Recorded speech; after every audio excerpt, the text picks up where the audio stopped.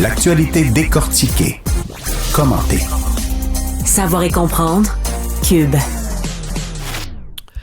En terminant cette émission, une question qui va vous intéresser. Est-ce que le fait d'engraisser, c'est peut-être le signe de problèmes sous-jacents? Hein? On prend un petit peu de poids par-ci, un petit peu de poids par-là, mais peut-être que ça cache autre chose. On va en parler avec Denis Boucher, qui est docteur en médecine expérimentale. Monsieur Boucher, là... Ouais. L'autre jour, vous m'avez donné des conseils sur comment me peser sur ma balance. Est-ce que vous allez m'inquiéter C'est un livre instantanément, là. Alors, ça peut être le signe de quoi, le fait de prendre quelques kilos en plus? Ouais, Sophie, je vais me permettre d'introduire ce qu'est le métabolisme pour que les gens puissent bien comprendre. Ouais.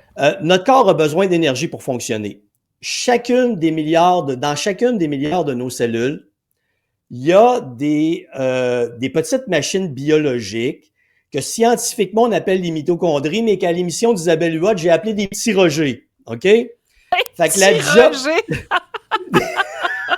Voilà. J'adore ça. C'est plus simple à comprendre.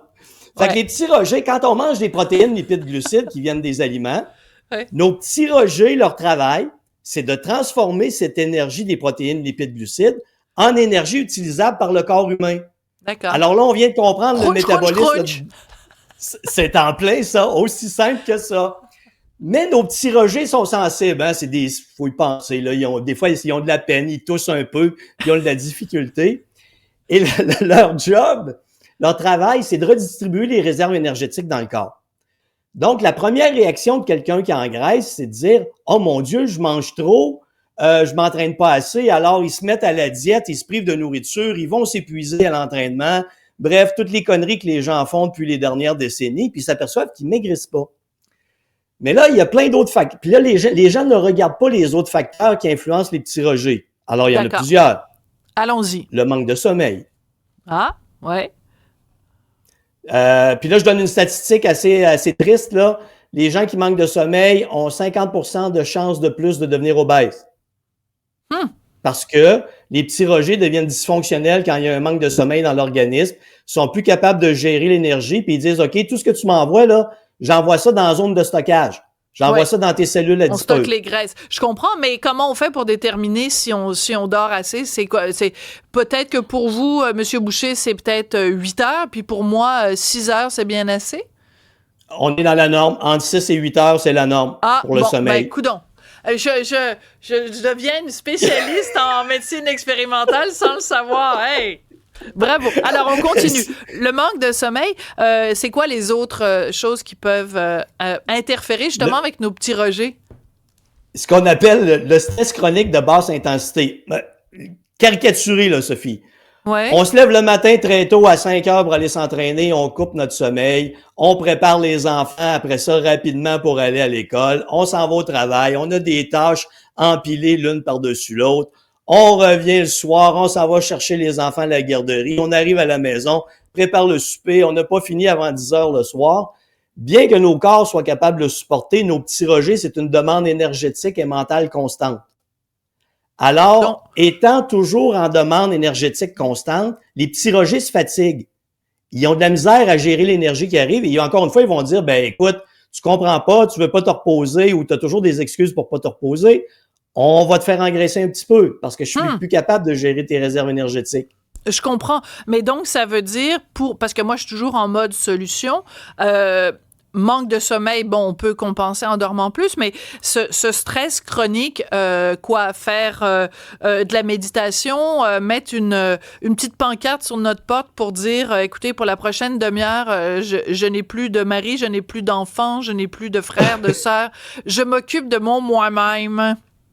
Ben, Sophie, les recherches scientifiques ont montré que si tu prends 20 minutes pour toi par jour, là, que tu fermes exactement tous les livres comme que tu fais là, à la fin de la journée, tes hormones de stress ont diminué.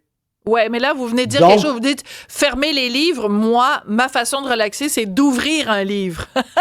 Ah ben oui, ben absolument. D'accord. Absolument. Donc, c'est de trouver son mode à soi. Tu sais, il y en a qui vont y aller vers le yoga, la méditation, la lecture. D'autres, ça va être la musique, différents types de musique. L'important, c'est de se fermer un 20 minutes où notre cerveau arrête de bouger, se focalise sur quelque chose d'intéressant et là, le corps peut relâcher. Moi, il y a une phrase que je vois parce que je suis beaucoup abonnée à plein de médias sociaux et il y a une phrase en anglais qui vient beaucoup me chercher, c'est « Do more of what you love ». Faites plus souvent ce que vous aimez. Et quand on fait le bilan de notre journée avant de se coucher le soir, de se poser la question qu'est-ce que j'ai fait aujourd'hui qui était vraiment quelque chose que j'aime? Il y a plein de choses qu'on fait par obligation, etc. Mais de se poser cette question-là, en tout cas, moi, ça m'aide. C'est de la psychologie à Saint-Saëns, vous me direz. Là, mais je vais... Non, c'est pas de la psychologie à Saint-Saëns. Là. Physiologiquement, je peux vous expliquer ce qui se passe. Là. Si je vous prends et je vous amène dans un laboratoire de physiologie et je vous mets à l'exercice maximal, là, je fais courir sur le tapis roulant au maximum, je vais avoir des ratios que je suis capable d'identifier que vous êtes à l'exercice maximal.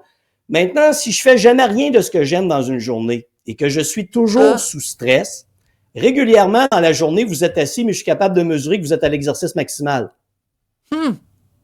Votre corps fait pas la différence. Là. Le corps fait pas la différence. Voilà. Il est sursollicité. Il réagit à ce qu'il pense. Alors, on va se quitter là-dessus et moi, je conclurai simplement, merci beaucoup Denis Boucher, docteur en médecine expérimentale, mais je conclurai en disant, s'il faut faire plus souvent de choses qu'on aime, moi, je veux faire plus souvent de la radio parce que c'est vraiment quelque chose que j'aime. Je voudrais remercier mes collègues, Florence Lamoureux qui a fait un travail phénoménal à la recherche et Jean-Philippe Leroux à la réalisation.